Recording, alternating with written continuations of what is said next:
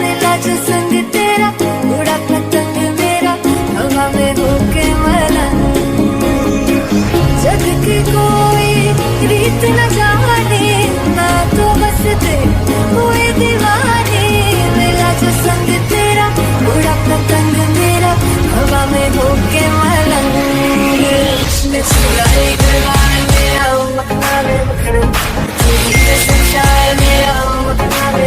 সবাইকে শুভ মহালয়ার অনেক অনেক শুভেচ্ছা।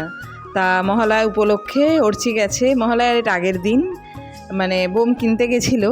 ব্যাপার হচ্ছে কি, বাজি পটাকা আমরা তো ছোটোবেলায় জানতাম না যে বাজি পটাকা ফাটাতে হয়। আমরা সকালবেলা উঠে ভোরবেলা বীরেন্দ্রকৃষ্ণ ভদ্রের যে মহালয়ার গান হতো সেটা শুনতাম। ইভেন সবসময় যে টিভিতে শোনা হতো এমনও কথা নয়, আমরা রেডিও চালাতাম, রেডিওতে শুনতাম, চারিপাশে প্যান্ডেলে গান বাজতো, তাতেই হুম ভেঙে যেত। কিন্তু অর্চি হওয়ার পরে, মানে আমি সিরিয়াসলি জানতাম না, আমি অর্চি হওয়ার পরে, ও একটু বড় হওয়ার পরে জানতে পারলাম যে মহালয়াতেও নাকি বোম ফাটাতে হয়। এগুলো তো আমি জানতাম না, হয়তো স্কুল থেকে শিখে এসছে।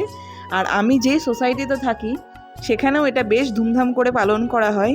মহালয়ার দিন সকালবেলা মানে রাস্তাঘাটে মানে চলা যায় না, এমনভাবে বোমটা ফাটায় মানে বিপদের আশঙ্কা হয়ে যায়। কিন্তু তবুও মানে মানুষ তো আনন্দ করে, এগুলো নিয়ে একটু হুল্লোড় করে। তো অর্চি সেরকম মতো খুব আনন্দ করতে চায় বোম ফাটানো নিয়ে, ওর ভীষণ খুশি হয়। ছোটো না, ভীষণ খুশি। তবে আমার এতটুকু পছন্দ না এই বাজি ফাটানো।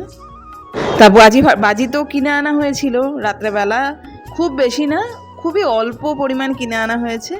আমি পছন্দ করি না ওই চকলেট বোম বা কিছু ফাটানো, খুব অল্প পরিমাণ বোম, মানে কালী পটাকা না কি বলে সেই, আর তারাবাজি আর চুটপুট এই টাইপের যে বোমগুলো, আমি ওর কাছেই নামগুলো শিখেছি। কারণ কি আমার পছন্দ নয়, আমি এগুলো জানার আমার কোনো ইয়ে নেই, ইন্টারেস্ট নেই। তো ওর থেকেই শিখেছি এই জেনে রাত্রেবেলা নিয়ে আসা হয়েছে। কিন্তু রাত্রেবেলা পড়া করতে করতে 1টা-1:30 বেজে গেছিলো, সেহেতু বাজি ফাটানো আর হয়নি। সকালবেলা 4টের সময়, যে রাত্রি 1টায় শুয়েছে তাকে আমি 4টেই ডাকতে পারবো না, সেই জন্য সকালবেলা উঠে তার রাগ ভাঙানোর জন্য একটু ভালো করে অন্যরকমভাবে মাছ বানালাম। আর মাছ বানিয়ে যখন সকালে বাজি ফাটাতে পারেনি বলে বললাম বিকালবেলা চল একটু ঘুরিয়ে নিয়ে আসি। হ্যাপি মহালয়া কুচু। কোথায়? ওর চেয়ে এখন রেডি হচ্ছে। আর আমি এটা আমার আজকে মহালয়া পুজোর প্রথম দিন বলে এই ড্রেসটা পরেছি। এটা কেমন লাগছে এটা দূর থেকে দেখাতে হবে, দাঁড়ান ভিউটা দেখায়। আমার তো ভালো লাগছে, বেশ সুন্দর ড্রেসটা। এই আর কি, এই আর জিন্সের সাথে। আর এই যে হ্যাপি মহালয়ার ড্রেস। এখন বেরোচ্ছি, হচ্ছে একটু ঘুরতে যাচ্ছি। কাকে কি দেবো? চলো তাড়াতাড়ি। হাতের ওই দিকেরটা ওঠা। এখন সকালবেলা বোম ফোটাতে না পড়ে এখন বোম ফোটাচ্ছিস?